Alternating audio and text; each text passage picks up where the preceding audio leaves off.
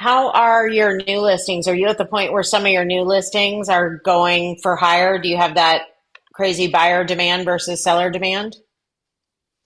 It's more seller. More seller? Okay. Yeah. Yep. Same here. Same here. James, what market are you in? I'm in Columbia, South Carolina. Okay. I knew you're in one of the Carolinas. So always good to keep an eye out on what's happening everywhere, right? And it does tend to be that even though markets are very hyper local, we're still all doing kind of the same thing on a national level, So awesome. And that's what we're going to dig into today, right? Is what is happening right now in this market and why is it causing us some trouble? Hold on one second. So I always go to turn my music off and then I have to start all over with my sharing. Oh, and Okay, so let also me try it again. the the economy is affecting Yes. people's Yep. decision. When I saw the other night, I think it was California, Okay. it was over $6 for gas. Yeah. It's California and Washington State. Yeah. So it's almost Crazy. like the pandemic Hmm. effect right now. Yes. Right? Yeah. So, yeah, open your chat boxes if you can and share what you think is happening. What's going on in the minds of the buyers right now that is causing this hesitation? So, let's just start with this, right? Let's just get all on the same page that what we know is you likely have a big pipeline of people, right? Buyers and sellers, and a lot of them are sitting on the fence. More than normal are sitting on the fence. Are you guys dealing with that? Give me a yes. Yeah, that's sitting on the fence, Dan. That's 100% what we're talking about. If they are being too picky, they're on the fence, right? So that's what we're going to talk about today. What I'm finding in most of my agents, hi, Danielle, that I'm coaching is that you're sitting right on top of the business. It's there. You are in front of it. However, it's not closing likely because of something you might be doing and the conversations you might be having. Okay. So today we're going to dig into where are your hidden closings possibly coming from, right? Where are they? How are you going to get better results from the conversations you're already having, right? And then how do you absolutely make sure that every single day you get into the office, you're having conversations that are going to work you to closings? Okay. Because what's happening right now is buyers are we're in a hesitation market, right? They're feeling like it's very expensive to move, right? So they want to have the perfect house first because God forbid we try to juggle two, right? It's too expensive to do that. How many of your buyers are absolutely afraid of overpaying still, right? Yep, it's absolutely true, right? There is a lot going on in the economy and everything else that is causing them to be on the fence. And this is where you can have a market that is either being driven by the market and the conditions, or one that you're out having the right conversations with the right people and actually getting somewhere. Okay, so let's look at what some of those might be. All right, so first, I want you to kind of think about, does your business feel good when it looks like this? Okay, answering texts all day, chasing paperwork, solving client issues, running showings, posting on social media, checking email, right? How often are we on and off email all day, right? You have to drive between appointments, following up randomly. How many of your days feel like that? Mine. Yeah, right. That's what we do. Okay. And sometimes this is why you feel really, really, really busy. This is also why I hear from agents, I cannot get to lead generation because I am so busy. I am buried all day long. And unfortunately, what you might be burying yourself in is things that are keeping you stuck, right?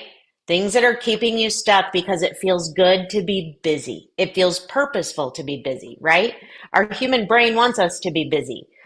But we have to be really, really, really aware on the actions that you're taking.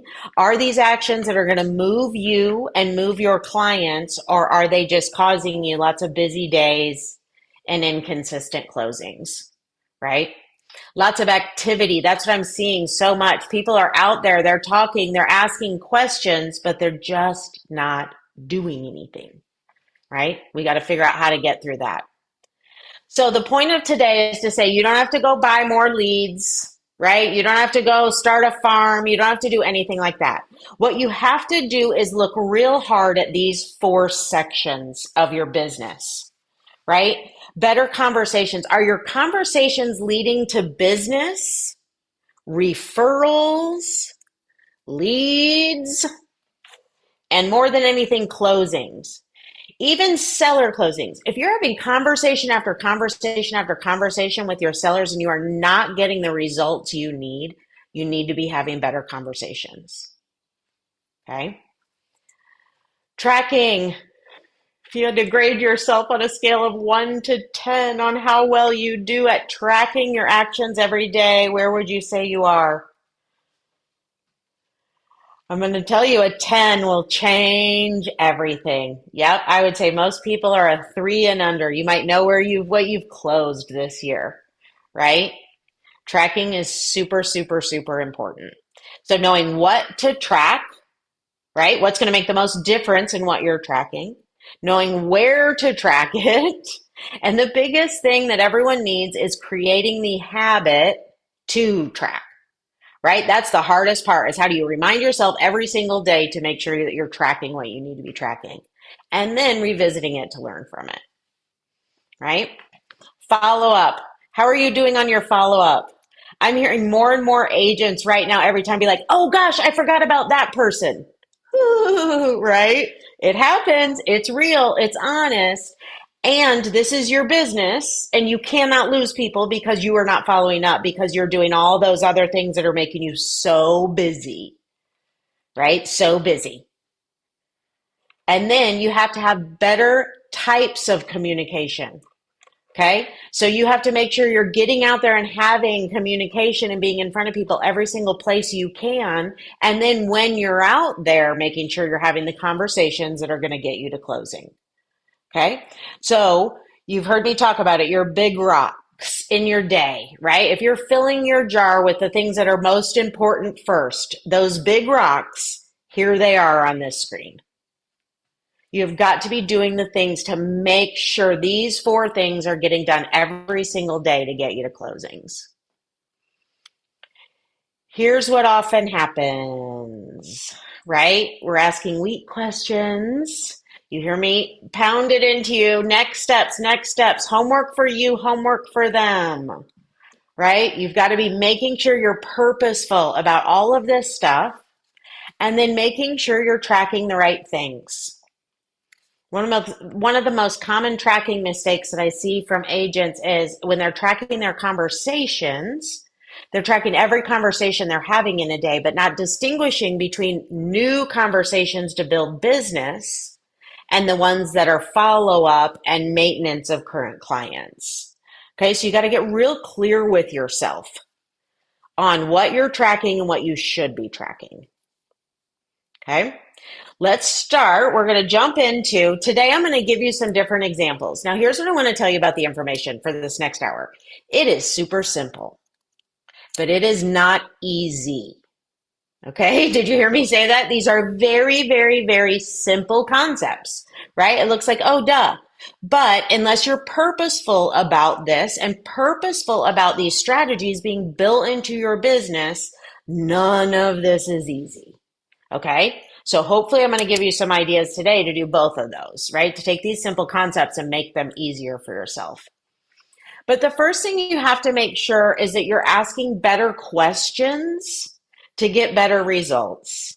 Okay. If you are not trained in your brain to stop and ask questions, that's the first thing that should be written all over everything around you in your car, on your computer, on your phone.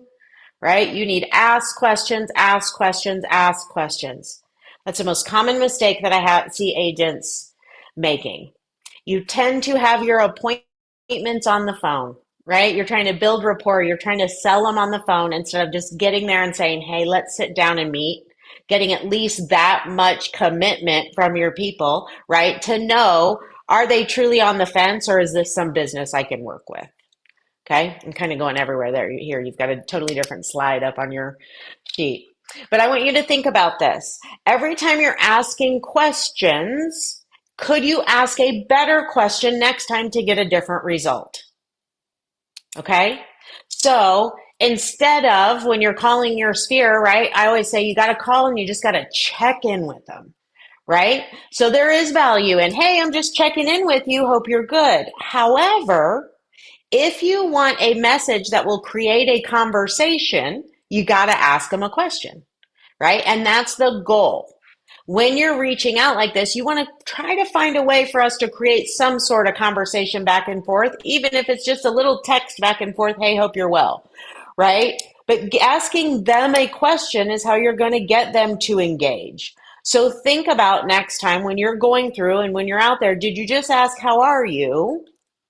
Or did you ask a more detailed question like some of these on the right-hand side, right? You know, my favorite one, what kind of real estate goals do you have for this year? Buyers and sellers are not used to you asking that question because they think, and realtors often think, when you ask that question, it means, are you buying or are you selling right now? Right? And that is not at all. There are so many more things we need to be advising these people on all the time, right? You need to be in their pocket as their real estate consultant and as their realtor of choice. If you do not know their real estate goals, you cannot be that person for them, right? So get comfortable with asking. If you are not role playing this question, you need to be. Make sure this question and your go to agent question are comfortable to get out at any point in your life. How's the house fitting your life? I think that was always a great question to ask when I'd see people kind of out and we'd start talking about things, right? How's your house? Is it still fitting your life? You guys good there? Okay. So think about the questions that you're asking. Another one too many sellers don't think enough about is the equity they have in their home, right? So talk to them about what kind of equity they have in their home and what are they going to do with it? How are they using the equity currently built in their home to build wealth for themselves? That's a huge value every one of you have to share with your clients, your investors, your everything, right? So get out there and make sure that they know you can be this person. Okay, here's the numbers you need. And I'll say this right now as I'm thinking about it. My website, my husband is working on it. We should have it up within the hour. So by the end of the day, you'll be able to get on and get all these slides and the recording and everything of this one. So this is a good slide to make sure you can keep track of this stuff every week. I don't even care if this paper is on your wall every week and you make a hashtag every time one of these things happens. Okay, but it is very important for you to know how many new conversations are you having, both organically and purposefully every week. I see most agents are really good at getting their purposeful ones when they're sitting at their desk and making the calls. Those are easy to track. What's harder to track are those ones as you're out and about and you're doing things and you're running into people. So make sure you're creating habits around both of those. How am I tracking new? And how am I tracking my organic conversations that are just happening all the time when I'm out there? The other thing not enough agents track is their leads, their new opportunities and potential leads. Okay. Most of you are really, really good at having a pipeline. The people who are actually going to do something, even if they're going to do something 2 years out, you probably have a pretty good idea of those, right? I'm talking about the things that happen before they get to that list that are potential opportunities that you don't track and might lose along the way, right? The sister's girlfriend you run into in the parking lot. And she's like, oh my gosh, I saw someone the other day and I gave them your name. And you're like, oh, I love that, right? You go through your whole thing. I'm happy to reach out, right? But make sure you're tracking all of those because what happens is you're like, oh, that lead was awesome. I'm so excited. That made me feel great. And then you're busy 2.5 weeks later and you're like, oh my God, I totally forgot to follow up on that lead, right? And maybe you'd lost it at that point also. Okay. So make sure you are tracking any new leads and opportunities that you're finding throughout the way. Appointments. That's an easy one, thank goodness. Appointments and closings created are the ones that you can usually track just once a week, right? They happen a handful of times in 1 week, and so they're easier to track. And then your follow up. Where most agents lose business is in their follow up, not having time scheduled for follow up and not being purposeful enough about following up with new leads. I guarantee you're all really, really, really good at following up with your current clients and the people in your pipeline, right? Where are you going to those new leads? And where are you following up with potential people that need to become new clients? Okay, so creating better conversations, that's one. Creating more conversations, that's the other one that you got to be taking into consideration. Okay, so where can you go to get more conversations created? Make sure you're taking advantage of the phone, right? And on your phone, texting afterwards with the exact same message you left makes people respond. Okay, so try that. The other thing that's working really, really, really well for agents right now is the Reach app. Put a hand up or a thing in the chat box if you've ever used the Reach app. It is a mass texting, and you can text it to your contacts that you put in there by groups, which is nice, but it only texts one person at a time, so it looks like to them, and it will merge their names into it. So a lot of agents are using that for the non-real estate texts. Thank you. Jay just put it in the chat box if you want to sign up for that. Yep. Jennifer's been using it, and she's one I think of having luck with it. So using it for recently, happy Easter, happy Passover, wishes like that. Here comes spring. What are you doing? Things like that. So just these nice touches. What it's doing is because it's not real estate, it's letting them know you're thinking about them and they respond to it. They're saying, thank you. How nice. You're making them feel good, right? So it's wonderful. Really, really, really high response rates and the ability to create a conversation when you're using that Reach app for some of your touches. Okay. In person, don't forget the value of the face to face and the break bread. Okay. Oftentimes, if you're struggling to reach out to your database, one of the things you can do is schedule a couple break breads with people, a couple coffees to get out in front of people, and you realize how much energy you get just from talking to people and being in front of them. And that will create some more energy. So look at your pipeline. Look who might be on the fence that needs you to just have a coffee with them, right? And have the right conversations with them. If you're not using mail and email, make sure you are. Now, again, I guarantee you're using it. Is it creating conversations for you? If not, you may want to look at what you're sending in the mail and how you might change that to get some people reaching back out. Okay, use your AI tools for things like that. But we've been very cognizant on my emails as well recently to change the content. And it is amazing how many people respond every single week after an email, right? That's important. I know the information's getting through and they're getting value from it. That's what those conversations mean, right? When they respond and acknowledge your email, that's how you know you're sending stuff that they care about and is valuable to them. If you're not getting those responses, tweak what you're sending. Okay.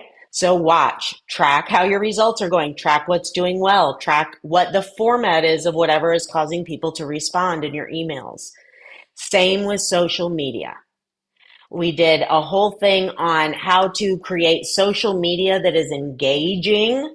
Again, it's one thing to just post on social media, right? It's another to create conversations on social media, have people engaging with your content, right? Engaging with your listings, not just looking at your listing saying, hey, that's a house for sale, but engaging and interacting with your listing by answering questions, looking at specific rooms you can get them to look at, watching a video.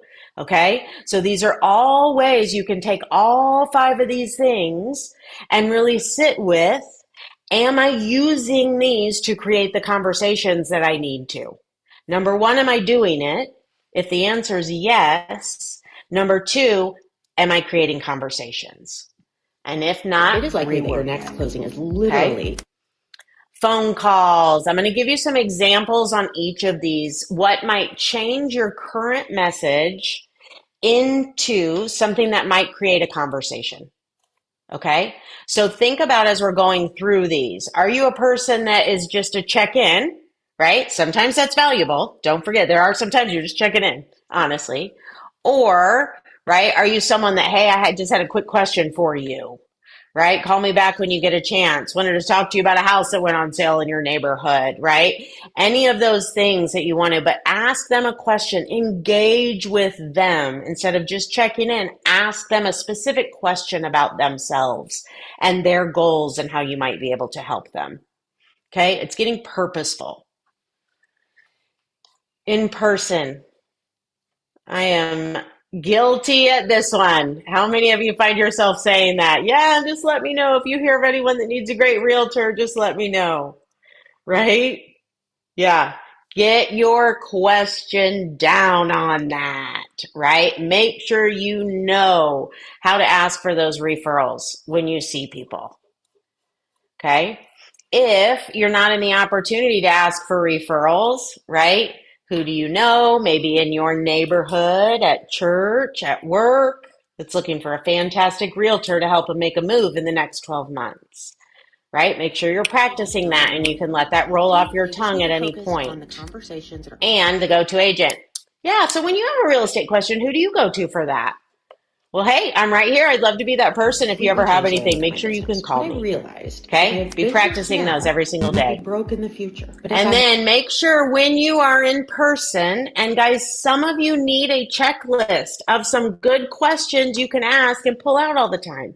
Put it on your phone, put it somewhere. If you're going to be somewhere social, trigger yourself for the 2 questions you like to ask that might bring you around to a real estate conversation, right? Where do you love? Where do you live? Do you love it there? Why should I tell people to go live where you are currently? I mean, there is nothing anyone likes to talk about more than what they love about where they live, right? Ask them that. I sell so much where you live. Tell me about why you love it up there. I'd love to tell more people about it. Okay. But the thing you need to remember when you're in person, if it is not natural for you to ask these engaging questions and get the conversation started, you need to create a habit around that. You need to practice those questions. You need to have them in front of them and make sure if you didn't have any real estate questions one night, you're purposeful about how might I do things a little differently next time to create some real estate conversations. And then keep track of what worked and do it over and over and over. Okay? Just listed, just sold. Tons of value in them. But there's more value in creating a conversation around your just listed, just sold, right? Asking a question about curious what buyers might pay for your home. There are a lot of buyers out there right now, right? Let's talk. Okay? So think about even something so simple as you're just listed and you're just sold. How can you make that more engaging and create conversations for you? I will tell you, farming is working right now more than I've ever seen it work before. Neighborhood calls and neighborhood reach outs are working. I don't know. It's literally in this last 45 days while this market has gotten hot. So if you're not doing that, make sure you're reaching out to potential neighborhoods and farm areas because maybe it's this spring, but yep, they're thinking about selling for sure. Okay. So be having these conversations. What might buyers pay for your house? Are you curious to know if you could get the highest dollar higher than you thought? Would you consider selling it? Okay, email. Again, make sure your emails are engaging. Make sure they're creating the conversations that you need it to. Okay, tell them how they can use you. They do not know. People know exactly what to ask their financial planner. They know exactly what to ask their dentist about how to help them. They do not know what to ask their realtor unless they're selling or buying, right? Take the opportunity in your newsletters, in your emails, instead of just sending generic information to really coach them on what value can you bring them and how can you help, right? Ask them these questions. What are they looking for? How many of you have asked this? Should I cash out? What a great question, right? And how many people are thinking about on their properties right now? Get purposeful. Okay, and then yes, get your social media. Okay, we won't go through all these. If you need ideas, ChatGPT is the best for it. Here's what I'm saying currently. Tell me how I might change this information to make it more engaging and create conversations. Okay, you'll have all the ideas that you need right there. The most important thing that you need to remember is that marketing that's seen is nice, but marketing that gets answered is what causes you to get paid, right? You've got to get people engaging with you to know that your marketing is working. If it's not, revisit it. Don't keep spending money, time, and energy on stuff that is not creating the conversations you need, because you have to have both these kind of businesses. Here's the second place I see most agents not taking advantage of the business they should have. Okay, because every single day you have got to be building business in both of these categories. Business for right now that I need to close in the next 30 or 60 days, and business for next year and the year after and the year after, right? Because that future business is what sets you up to not have to lead generate like a maniac and fight for now business when you get up on it. So make sure you're doing all of these things if you need now business. Okay, so this is a good little check sheet of where some of your now business might come from. This is the trap I see agents get caught in. You're building your sphere, but your sphere's not doing anything just yet, right? Because the sphere only moves 6% every year. So you got to spend all your time with 94% of those people doing absolutely nothing all year, right? To come through the six that are. And that doesn't feel fast enough for us, right? It does not feel fast enough. It's going to take time. It's going to take energy to get through all those people. So we panic and we don't have any now business, right? So then you got to go out and start doing all this stuff. And then you get busy and then you forget to call your sphere. And so now you don't have any future business either. Okay. So you have to make sure your lead generation, your lead follow up, and your tracking all is happening in both the areas of creating now business and creating future business.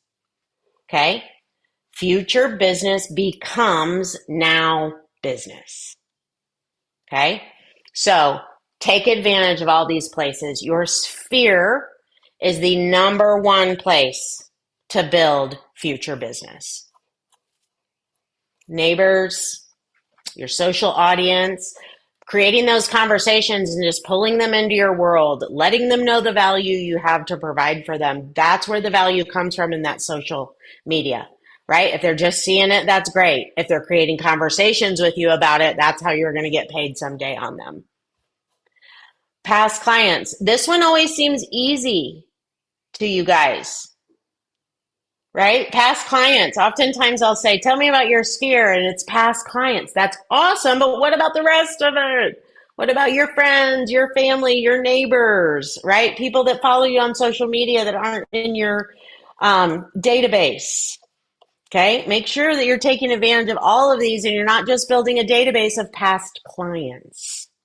Okay, that you're building a database of future business. Here's what's important about your database. And I want you to think about this for a minute and think about the people you have in your database. And if you had the answer to all three of these questions, how different would your database feel? If you knew where they are in life, how old they are, what are their professions, what is their life like, what are their kids doing? Do they have kids? Are they raising parents? Right? All of that kind of stuff. When you know where they are in life, how much better can you help them with how real estate might fit into that place for them? Right? Even wealth building, even trying to talk about new things they need, finding money, borrowing against their house and their equity, things like that. But you've got to know where they are in life. You've got to have an idea of when you think they're most likely to move next. Okay? And it is totally okay to have the people that will be wheeled out of this house. How many people say that to you? Oh no, you don't ever have to sell this house. You're going to have to wheel me out of here. Okay? Yep, great. And I want to know that too. Right? I want to know you have every intention of staying in that house. And now, how can I help you protect an investment for long, long, long life ahead in one place? Hey, Right? since You it's have Thursday, value to them knowing how likely they are and when they are most likely to move. Here's the other thing number 2 does for you. I tell you guys, as you're calling your sphere, pick up bricks. A brick is something just like I was just talking about. When you know these people have life situations and they are most likely to move probably in the next 5 years, you put that brick out 5 years from now. When 5 years comes up, you walk up and look, oh, I have 10 sellers here already because I found them a long time ago. I picked up those bricks along the way. I knew when they were most likely to move. And now I have a beautiful path of 300 people from now until 12 years from now. And I have a general idea when all of them will move. Think about how that changes your database and makes it into a money maker versus a list of people, right? And the third one, you got to know who else in their life or family might need to move next. Is it parents? Is it siblings? Is it kids? Is it them buying investment properties, right? And here's what I will tell you. If they are even crossing the bridge of that, if they are even going into ChatGPT now, starting to ask the questions about how to potentially invest in a property for their son who's going to college, right? You want to make sure you're the next call. Hey, I found some information. Now I want to talk to you about this, right? So you've got to be there for anyone in their family that might need to move, but you got to be on top of that and know where they are in their life to know that might be a consideration coming up for them as their 8th grader enters high school, right? Okay. This is a good one. If all your business is future, you're broke now. If all your business is now, you're going to be broke in the future. How many of you have felt that over and over and over in your career? Yep. Hang it on your wall if you have to, right? But there's the key. You got to make sure you've got both and then you're not broke ever. Okay. Build them both. All right. Here are the 3 conversations you can have right now to make sure you make money. Okay, here's what's frustrating. One of the things that you hear a lot is that listings are king, right? Why are listings king? Because you have more control over whether that closes or not. Is that right? Your buyers, there can be a lot of things that can get in the way right now. I mean, pen to close, but think about buyers before they get into an offer with someone, right?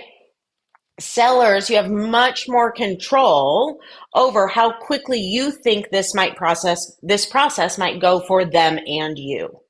And so you have got to master these 3 key conversations with sellers to make sure you're going to get them to the closing table.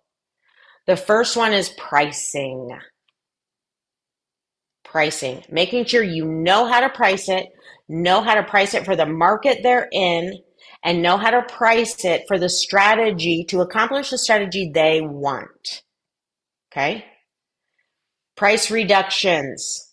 You've got to master how to have price reduction conversations right away.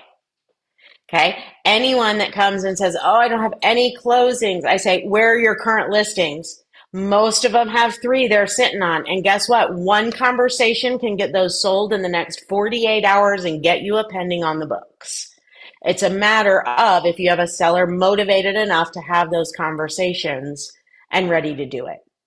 Your job as the realtor is to make sure you're mastering those conversations so that you can guide them accordingly. Okay? And then, let me see. Okay, yeah, sorry. I wanted to remind myself if I went into some of these or not. Okay, and then releases. This is a huge one, everybody. It is the type of market that you can see how long houses are taking to sell. It is not taking forever, and yet you're letting houses sit on the market twice as long as they should. Okay? And that helps no one.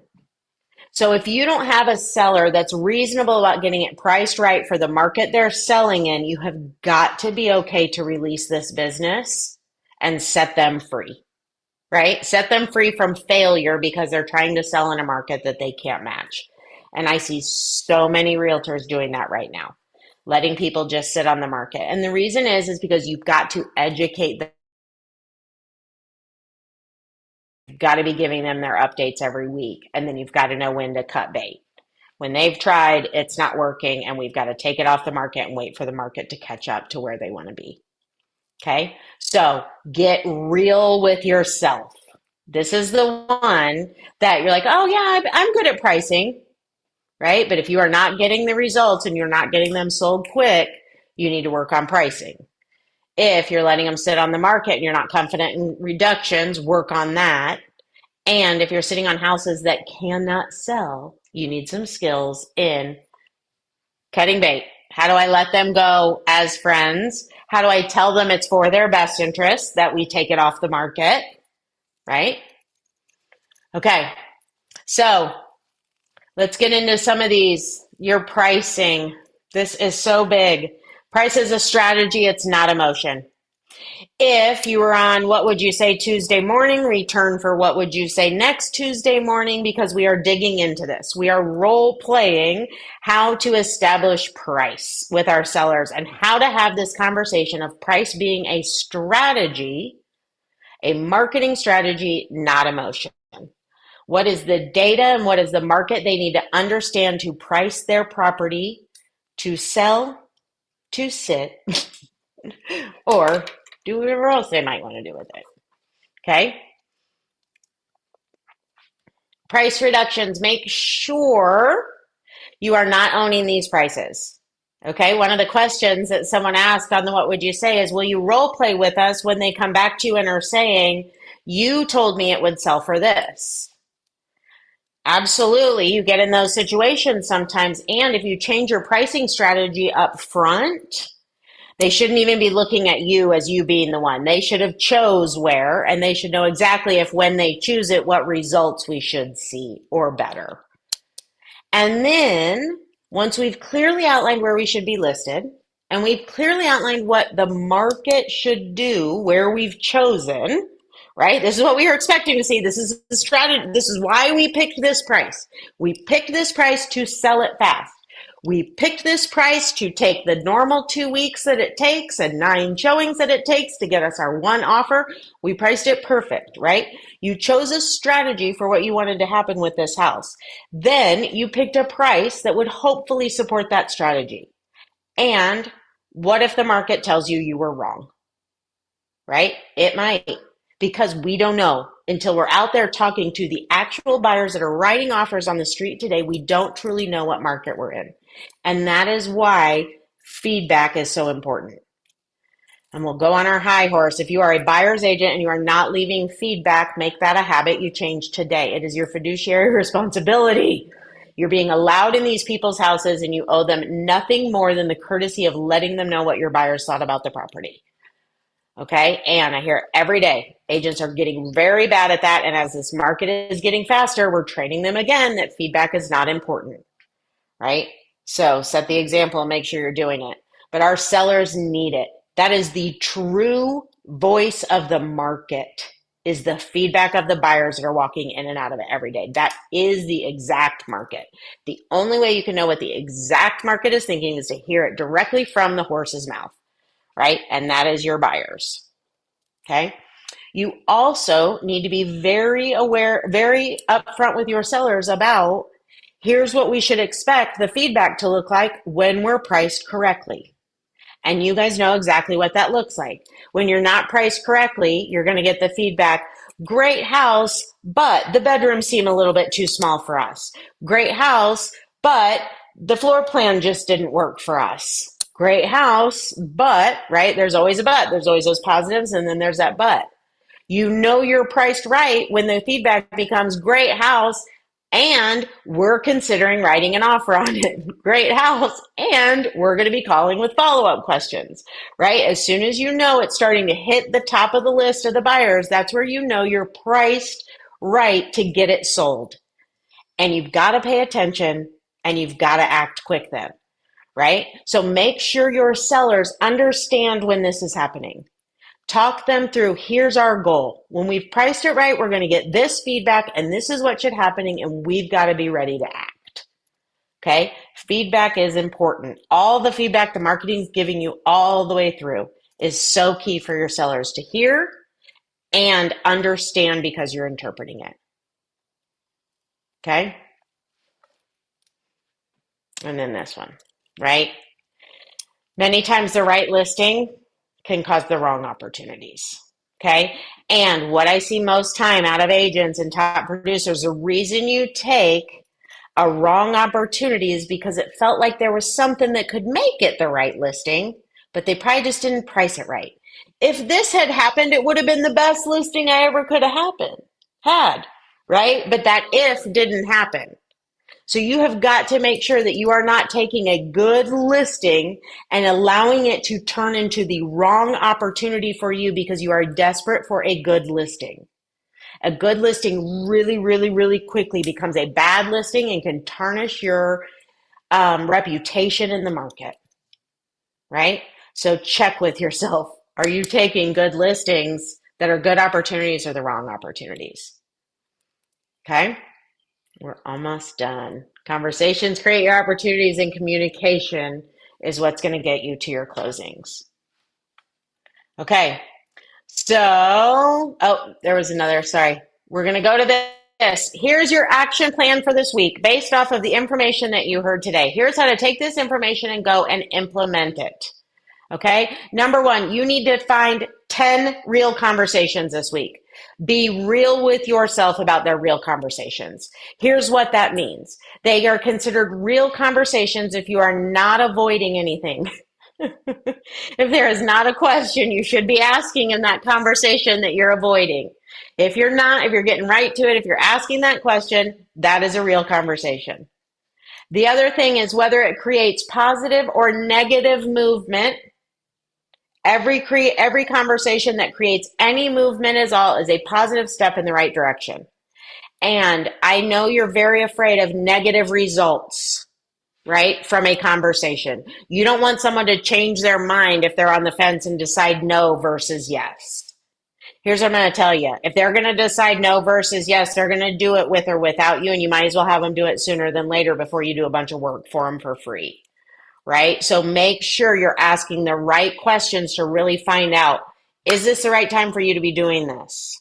Right? Can I move you forward? And if I cannot move you forward, then we may need to pull you off, right? And know that that's also positive movement to your pipeline if they're not ready. The second thing, you need to have 3 real follow-up conversations. Okay. It is important for your brain to distinguish what is a conversation and what is a follow-up conversation to create more business from you. Okay. So it's important that you have 10 conversations and separate out 3 follow-up conversations. Do not forget to ask for the appointments. So many times when I ask agents I'm coaching every single day, why didn't you get the appointment? And they say, well, I don't have any idea. Well, how'd you ask for it? Well, I didn't. You have to ask for the appointments to get them, right? And a lot of us try to work first. We try to do a lot of work to build rapport and build trust and all this kind of stuff before they're willing to work with us and hire us. But you're skipping the whole point of finding out, do you even want to hire me before I do all this work for you for free, right? Set your appointments. If you are trying to have if you're having too many conversations with people, make sure you're getting to the appointment, ask for the appointment, and then make sure you're closing them. Okay? 1 pricing conversation this week. If you have an active listing that is sitting longer than 7 days, especially in our market, you have got to be having a pricing conversation. If you don't know what to say, go to the script book and you have your weekly buyer and seller updates. Those are your pricing conversations. Okay, but you've got to learn how to have those. You've got to learn how to price them right in the beginning for the strategy they want. You've got to learn how to get them to reduce when it's time. And then again, let go of them when it's also time for that. And then the biggest thing you can do for yourself is figure out how today, when you get off this call, you are going to track your results for the next 7 days. Pull that slide out, pull that sheet out, get your business plan that I give you out, whatever it is. If you do not have a habit around tracking, start it today, and you will be so surprised at the amount of results and the clarity you're going to get on your business by just tracking. Okay? So now, your next closing may already know your name, right? Make sure you're having the conversations that will get those to the closing table. And don't forget, I've got all this stuff for you. So like I said, what would you say if it's not on your calendar, get it on your calendar. We're having a lot of these conversations about listings and pricing and the current market and that kind of stuff every single Tuesday morning at 8:30. Okay? Now, what questions or ahas do you have before we hop off?